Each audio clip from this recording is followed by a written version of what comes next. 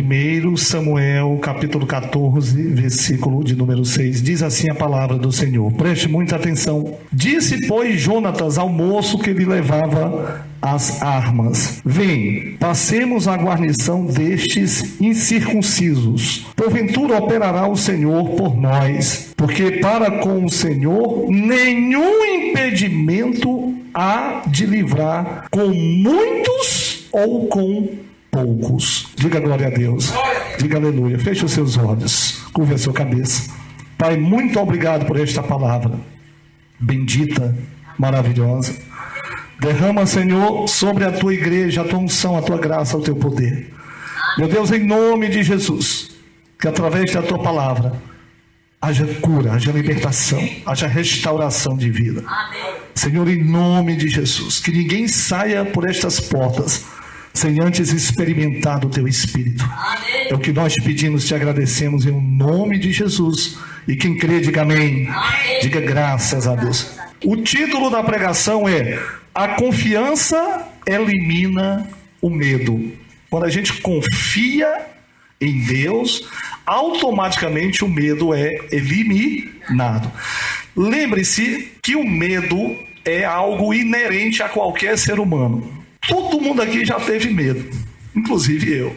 Ou teve, ou vai ter, ou está tendo medo atualmente. Mas esse medo precisa ser o quê? Neutralizado. Porque o medo é uma condição inerente a qualquer ser humano. E o que é o medo? O medo é quando você olha para os desafios da vida, é quando você olha para as montanhas que precisam ser o quê? Escaladas, e você olha para dentro de você e sente que há uma insignificância para completar aquela jornada ou aquele objetivo. Então automaticamente vem o medo. Então tem gente que tem medo de morrer, tem gente que tem medo de fracassar, tem gente que tem medo de não dar certo um determinado negócio, tem gente que tem medo de não dar uma boa aula, tem gente que tem medo, um médico que tem medo de não operar bem. Longe de qualquer um de nós nos submetermos a uma cirurgia com o médico se tremendo todinho, né? Eu acho que ele vai trocar a cabeça pela perna.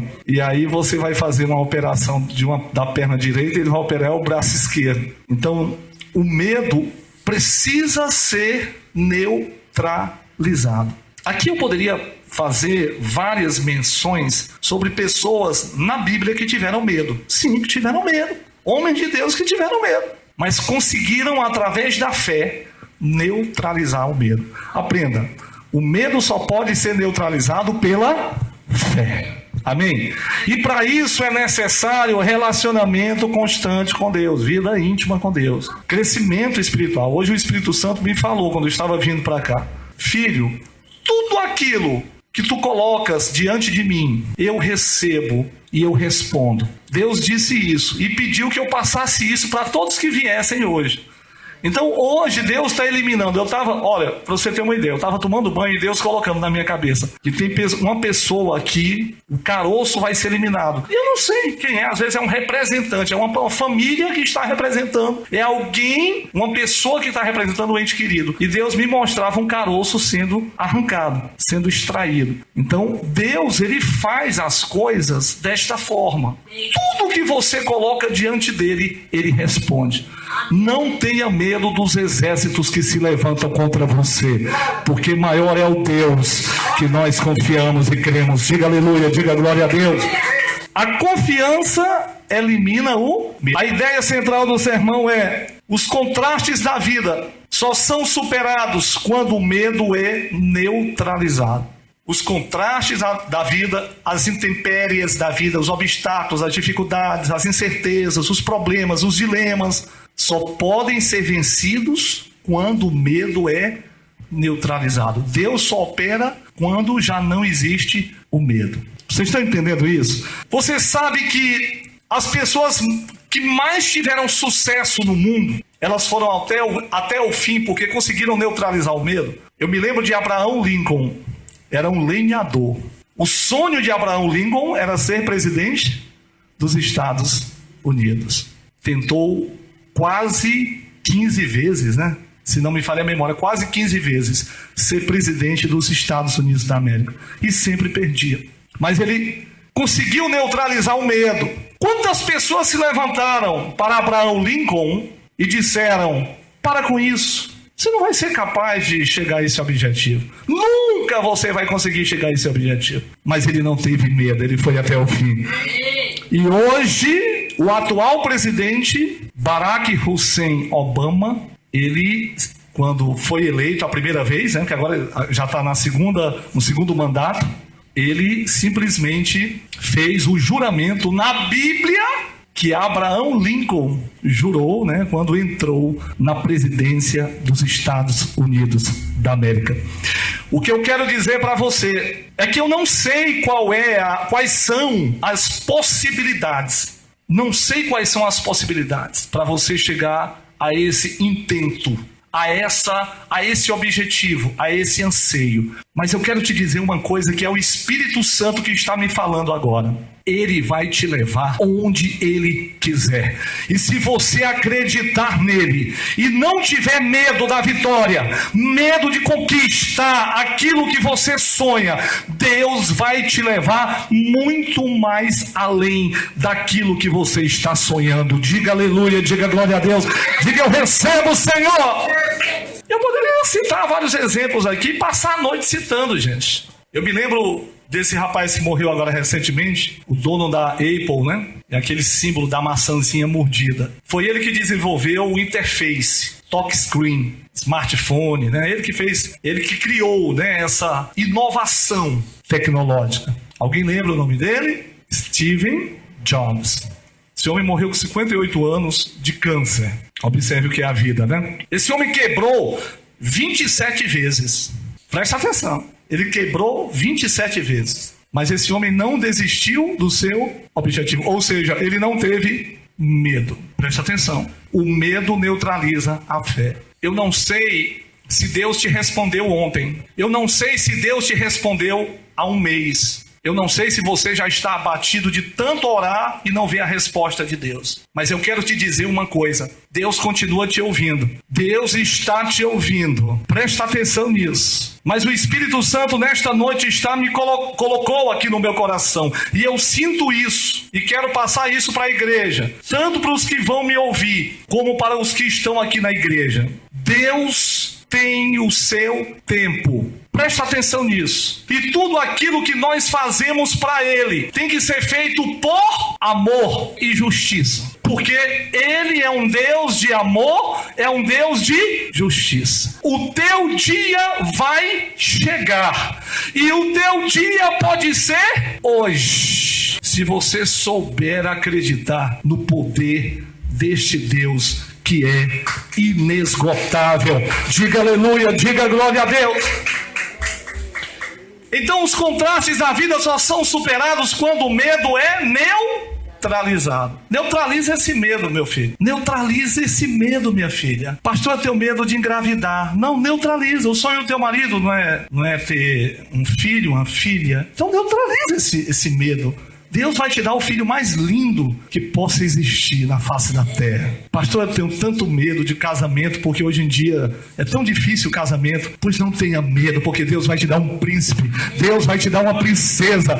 Tu vai ser a mulher mais feliz do mundo. Você vai ser o homem mais feliz do mundo. Diga aleluia, diga glória a Deus. São tantos medos, gente.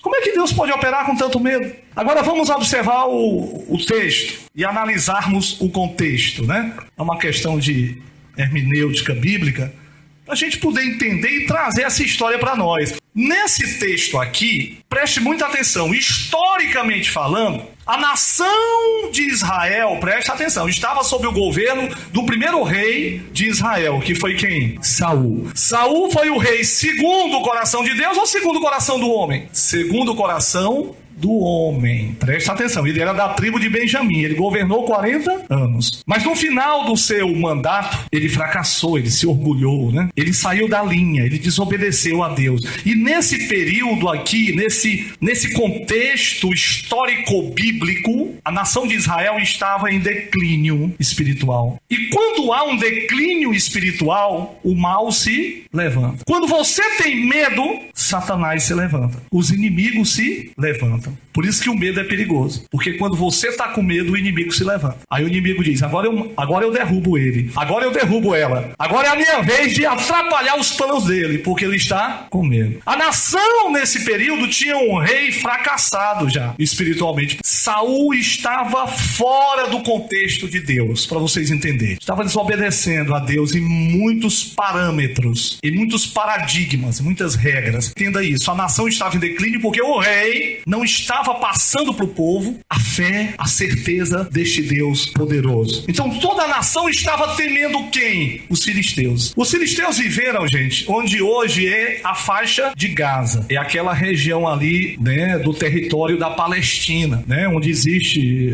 a chamada OLP, a Organização para a Libertação da Palestina. Todos os irmãos aqui sabem, aquele território da Palestina, ali da faixa de Gaza, ali foi onde viveram os filisteus. Quem lembra aqui de Golias? Golias foi um soldado gigante, né, que enfrentou Davi, e Davi venceu os filisteus. Aí é outro período, aí é outra história. Mas vamos entender essa história aqui. Saul tinha um filho. Quem era o filho de Saul? Jonatas. Inclusive, Jonatas era muito amigo de quem? De Davi. Amicíssimo de Davi. Amicíssimo de Davi, o Jonatas. Jonatas, presta atenção, desafiou os filisteus.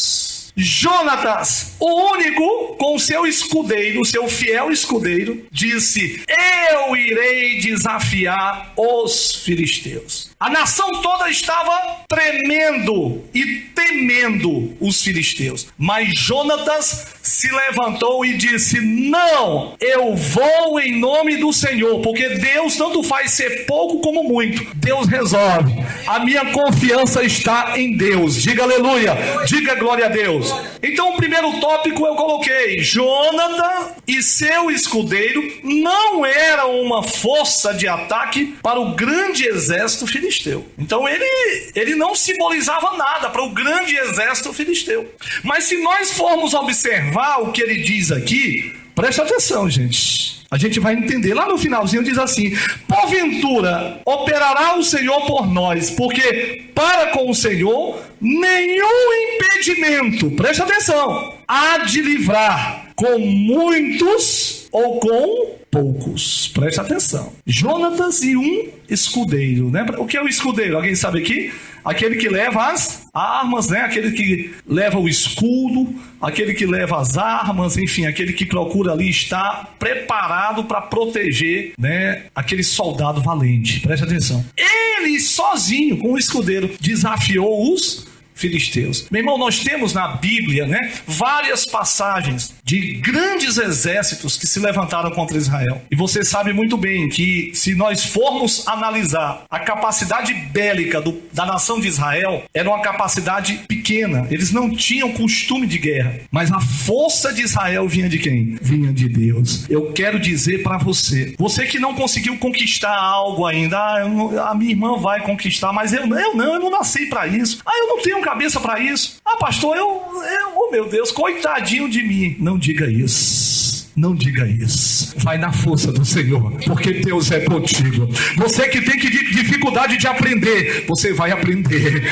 Você que tem dificuldade de resolver essa questão, você vai resolver essa questão. Essa porta vai ser aberta. Meu irmão, hoje é noite de conquista para a tua vida. Quem crê, diga amém, diga glória a Deus, diga eu creio, meu Deus, que tu és poderoso, aleluia. Ele desafiou. Enquanto isso, a nação estava com medo. Olha só, veja, aquilo que era insignificante para o homem se fez grande em Deus, através da confiança. Preste atenção. Você pode ser só um, meu filho. Só um na sua família. Essa igreja tem bem pouquinha gente, mas ela pode fazer uma diferença. Ela pode derrubar o inferno que você nem imagina.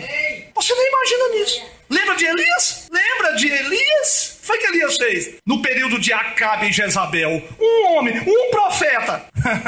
Ele simplesmente desbaratou aquele reino pecaminoso. Um homem. Eu quero dizer para você que a tua confiança, a nossa confiança, pode nos levar a grandes altares. A nossa confiança pode levar-nos a grandes montes de Deus. A nossa confiança pode nos levar a uma presença que não é humana, não é de governo passageiro, mortal, mas é a presença de Deus, aquele que pode, que sustenta, aquele que restaura, aquele que cria, que transforma e que põe no lugar o que está fora do lugar. Diga aleluia, diga glória a Deus.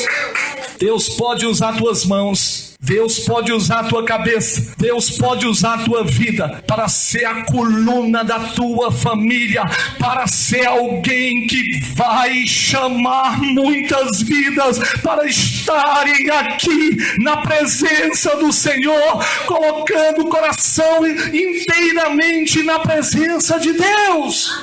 Diga glória a Deus. Aquilo que era insignificante para o homem se fez grande em Deus através da confiança. Não se sinta insignificante. Coitadinho, onde é que isso aí vai chegar a algum lugar? Oh, meu Deus, que igreja? Olha o tamanho da igreja. Olha o tamanho olha o tamanho da família. Ele sozinho vai resolver isso. Vai chamar todo mundo para Jesus. Como é que ele vai conseguir? Não pense nisso. Deixa Deus agir na tua vida. Faça como Jonatas. Eu vou à luta, eu vou semear, eu vou pregar, eu vou lançar a palavra, eu vou lançar a rede, e eu sei que o meu Deus vai guerrear por mim, e a vitória vai chegar em nome de Jesus. Diga aleluia, diga glória a Deus. Os israelitas temiam os filisteus ao ponto de recuarem diante do grande exército filisteu. Agora, Deus honrou a fé e a atitude valente destes dois homens com uma tremenda o quê? Vitória. Nós não vamos ler o que mais adiante, porque a questão do tempo. O que está impedindo você de obter a sua vitória? Que Cristo é esse que nós servimos, onde os testemunhos não chegam? Lutas, irmãos, existem. Jesus diz lá em João 16:33, no mundo tereis aflições, mas quantas pessoas a gente diz, irmão, como é que tá, irmão? É prova, eu estou passando por uma prova daqui a um mês. Irmão, como é que tá? Irmão, estou passando por outra prova. Que tanta prova é essa que não tem um testemunho? Que cristianismo é esse que faz você pensar em desistir? Que Cristo é esse que você crer, que você é incapaz de pensar na sua cura, na sua total libertação? Que cristianismo é esse? Que cristianismo é esse que está te impedindo de sonhar? Um homem que não sonha, um ser humano que não sonha, meu irmão, é um ser humano morto. E quem vive na presença de Deus tem que sonhar, amém? E não são pequenos sonhos não, são grandes sonhos. Eu não estou aqui pregando, presta atenção, eu gosto de sempre abrir aspas. Eu não estou pregando aqui, sabe, sensacionalismo, porque eu sou uma pessoa madura, graças a Deus, tenho consciência do que falo. Eu não estou pregando aqui a teologia da prosperidade, dando ênfase à teologia da prosperidade, porque a teologia da prosperidade existe na Bíblia, está na Bíblia. Mas eu não estou dando uma ênfase maior, porque a ênfase maior aqui é a salvação. Mas eu quero dizer uma coisa para você que eu acho muito importante. Tem muito cristão, não pode chamar nem crente, eu chamo cristão. Cristão é o que vive o evangelho, é o que pratica o evangelho. Você chega na casa dele, você só ouve notícia ruim, só assiste Barra Pesada 190. Mataram 2 ali, irmão, tá havendo um problema ali, irmão, tá acontecendo aquilo. Você abre a geladeira, só tem o quê? Água, o quê? E água. Perdeu a confiança, não existe mais confiança, o tempo passou, não existe mais, fracassou. Pastor, eu tentei 2 vezes, montei esse negócio e não deu certo, montei aquele negócio, não deu certo. Pastor, eu tentei, fui arranjar um emprego, montei um negócio e infelizmente... E aí, meu irmão? Desisti, pastor, eu não sei o que é que Deus tem pra mim. Não tem gente assim? Tem ou não tem, pessoal? Tem gente desistindo. Aí a gente vê pessoas com a fé natural conquistando, e pessoas com uma pseudo-fé. Eu digo pseudo, porque na realidade é uma falsa fé sobrenatural, desistindo, reclamando. Tem gente que está na igreja, mas reclama mais do que um ímpio. É ou não é verdade? Vamos mudar esse panorama, gente? A palavra está mandando a gente confiar. Tem um exército grande para ser vencido? Tem. Você tem capacidade de vencer esse exército? O irmão Luciano falou certo. Não, porque ele sabe o que está passando. Pastor, eu não tenho capacidade de vencer o exército. Mas com Deus você vai vencer. Amém? Diga glória a Deus. Jonatas disse: somos 2, não temos condições, a nação está com medo, eu tenho que chamar um exército, eu tenho que falar com o meu pai, eu tenho que tentar de alguma forma, eu tenho que levar Deus à minha nação, eu tenho que mostrar para a minha nação que com Deus há solução. Nós temos a condição de vencer esse exército filisteu. E assim aconteceu. Porque dois homens, né, confiaram. Dois homens confiaram. Aí eu me lembrei dos espias, né? Só Caleb e Josué confiaram quando viram os gigantes, né, na terra prometida. Só Caleb e Josué pediu que o povo se animasse, porque Deus haveria de entregar aquelas nações nas mãos de Israel. Só dois confiaram, meu irmão. Só dois. Esse projeto aqui vai completar 19 anos, irmão Emanuel. Eu, a minha esposa, a minha mãe e poucos irmãos aqui estão confiando. A maioria aqui não confiou. E se eu fosse contar para o meu irmão as experiências espirituais que eu já tive com Deus aqui, e outros também aqui, e o que Deus está fazendo numa pequena igreja dessa, num pequeno núcleo desse, poucos aqui iriam, sabe, só os que têm fé mesmo iriam acreditar. Mas é o que Deus tem feito. A vida desse jovem aí, desse senhor jovem, é a mesma coisa. E dos demais aqui, poucos acreditam, mas Deus está fazendo o impossível na tua vida. Viu? Creia nisso. E Deus vai te levar em alto. Ele vai te levar sempre em alto. Alto, esse alto significa, é o alto espiritual, não é o alto humano, não é a posição humana, é a elevação espiritual. Muitas pessoas estão se rendendo a Cristo através do trabalho de vocês dois, desse casal. E eu tenho certeza que a vinda de vocês aqui para esta igreja não está sendo em vão. Deus está somando bênçãos em cada vida que está entrando aqui nesta igreja. Diga aleluia, diga glória a Deus. Presta atenção. Você já se sentiu cercado pelo inimigo? Eu estou terminando. Ou enfrentou terríveis opressões? Não responda para mim, responda para Deus. Vou repetir a pergunta. Você já se sentiu cercado pelo inimigo? Ou enfrentou terríveis opressões? Deus nunca se intimida com o tamanho do desafio ou a complexidade de um problema. Não se intimide diante do inimigo. Diga glória a Deus, diga aleluia. Ninguém vai jogar pedra numa árvore que não produz fruto. Não se intimide. Seja uma mulher de oração, seja um homem de oração. Eu vejo Deus fazendo uma limpeza no ovário de alguém aqui. Deus fazendo limpeza aqui, ó, restaurando o ventre de uma mulher aqui. Diga glória a Deus, diga aleluia. Vai recebendo esta palavra, vai recebendo essa palavra, vai recebendo esta promessa, vai recebendo esta cura em nome de Jesus. Deus nunca se intimida. Por que você está se intimidando se você está com Deus? Preste atenção nisso, gente. Nós temos que amadurecer a esse ponto. Eu vejo o mundo desabando, um país altamente em volta de corrupção. O Brasil está vivendo num governo maligno. Essa que é a verdade, com todo respeito a presidente Dilma Rousseff. Mas é um governo onde a malignidade tem crescido. Ontem houve lá em São Paulo a Marcha para Jesus. E eu fiquei feliz, porque houve a união, né, de muitas igrejas evangélicas. Isso é importante, isso é fundamental. E existe essa preocupação para barrar muitos projetos de lei no Congresso e no Senado. Estão vindo aí contra a família, para desfazer a família, para desfazer os princípios de Deus. São desafios. Eu vou ter medo disso? Eu vou ter medo? Não. Eu quero ver esse Brasil louvando e bendizendo o nome do Senhor. Eu quero ver esse Brasil como uma panela de pressão, cheia do Espírito Santo de Deus, explodindo para ser exemplo para o mundo da glória e da grandeza de Deus nesta terra. Diga aleluia, diga glória a Deus. Eu quero ver isso. Sabe por que muita gente tem desistido? Pessoas que eram usadas por Deus, recebiam o Espírito Santo, se enchiam do poder de Deus e hoje estão fracas. Sabe por quê? Porque o medo conseguiu neutralizar a fé dessas pessoas. Começam a olhar para a política, para a economia, para o trabalho. Fulano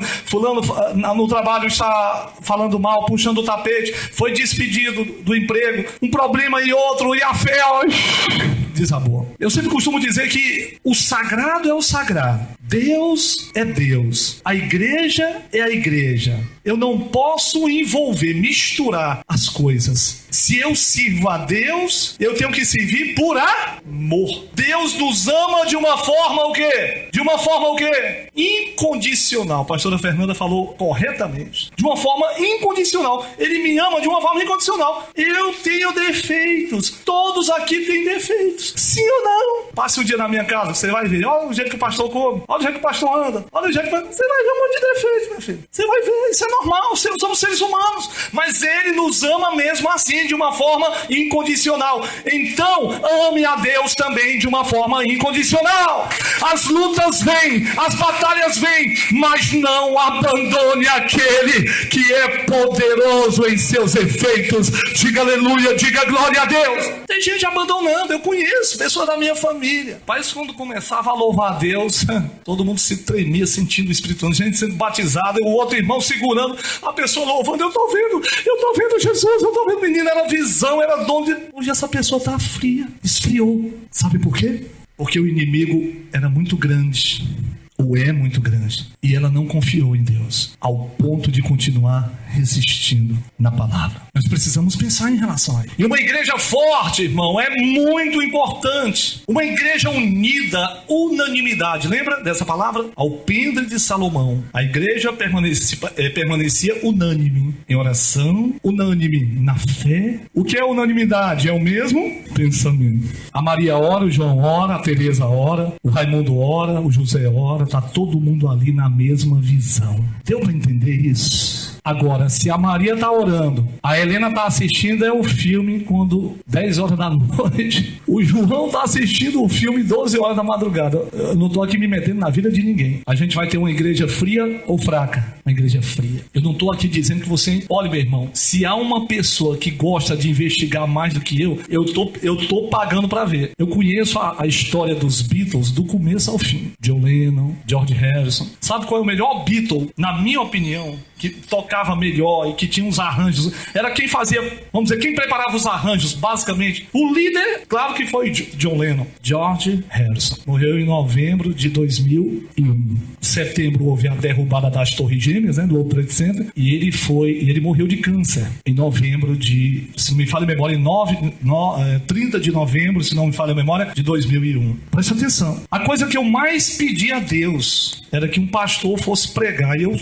Essa história não é oficial, mas dizem, né, que um pastor foi pregar para George Harrison. Eu considero ele um dos maiores guitarristas que já existiu, né? Eu sou uma pessoa que tem um conhecimento eclético e procuro conhecer tudo e todos, porque todos, japonês, músico, africano, seja lá quem for, todo mundo foi criado por quem? Por Deus. Deus ama a todos. O George Harrison foi buscar Deus onde? No hinduísmo, lá na Índia. E aí eu vendo a história dele, a biografia, meu Deus, ele buscava Deus, ele buscava conhecer Deus. Tem até uma música que ele canta, né? Sweet, My Sweet Love. E aí eu fico às vezes pensando, meu pai, meu Deus, imagina esse homem conhecendo o Deus da Bíblia. Quantos louvores ele iria cantar para o Deus da Bíblia? Elvis Presley, quantas músicas ele cantou, músicas que ele cantava e chorava, porque era um ministro da igreja. Elvis foi um ministro da igreja batista, né? Se não me falha a memória, da igreja batista nos Estados Unidos. O que eu quero dizer para você é que muitos desistiram, muitos nem conseguiram encontrar o verdadeiro Deus, e muitos que encontraram desistiram e morreram antes do tempo, ou perderam a esperança, ou perderam a alegria, ou perderam os projetos, deixaram que os projetos se perdessem com o tempo. Eu quero dizer para você nesta noite, não abandone o Senhor. Você que ainda não recebeu a cura, receba agora pelo poder da palavra de Deus. Você que perdeu a confiança no seu casamento, você que perdeu essa confiança naquele projeto que você tinha, em nome de Jesus, que toda essa confiança seja restituída agora. Diga, Senhor, eu recebo a restituição dos meus sonhos, eu recebo a restituição, meu Pai, da minha confiança, porque os inimigos não podem ser mais fortes do que Deus. Presta atenção, estou terminando. Confia em Deus, porque Ele te dará os recursos necessários para a tua vitória. Conclusão: confiar é vencer o medo. Repita comigo: confiar é vencer o medo. Se você confiar agora no Senhor, você vai sair daqui com a certeza de uma vida melhor, de uma vida transformada, de uma vida liberta. Olha o que Deus está falando para mim aqui. Tem gente que recebeu uma cura de um pé esquerdo, desse lado aqui do pé. Tem gente recebendo uma cura agora. Olha o que Deus está fazendo hoje aqui. Olha o que Deus está fazendo, gente sendo curada aqui, de dores, gente que não estava conseguindo dormir, preocupado. Meu Deus, como é que eu vou pagar minhas contas? Meu Deus, tem aquilo para fazer e agora o inimigo é grande. Pois saiba que o inimigo não é tão grande quanto este Deus que nós cremos. Diga aleluia, fique em pé. Aleluia, vamos orar ao Senhor. Senhor, nosso Deus e nosso Pai, levante suas mãos para o céu. Nós cremos no poder da Tua palavra e cremos, Senhor, que Tu podes todas as coisas. Amém. Cremos que Tu podes curar, libertar, restaurar, transformar, animar. Assim como Jonatas se levantou junto com aquele escudeiro, aquele homem que acreditou, meu Deus, em Deus também. Eles saíram, homens valentes, homens que desafiaram um grande exército. É assim que a Tua igreja tem que ser. Desafiar os grandes exércitos que vêm contra nós. Sejam doenças, sejam problemas, sejam empecilhos de ordem matrimonial, de ordem social, de ordem familiar, não importa, nós cremos neste Deus da Bíblia, o Deus único, o Deus verdadeiro, o Deus que pode mudar, o Deus que pode restaurar qualquer situação. Recebe agora, meu irmão, em nome de Jesus, esta cura, esta libertação. Recebe a renovação dos sonhos, recebe a renovação desta confiança que você estava perdendo. Em nome de Jesus, como ministro do Evangelho, eu repreendo todo o espírito que está se levantando contra a tua vida, contra a tua casa, contra a tua família, e eu digo em nome de Jesus: saiam todos os males, todos os exércitos do inimigo, caiam por terra em nome de Jesus. Levante as mãos e diga: eu creio, Senhor, eu recebo em nome de Jesus. Amém.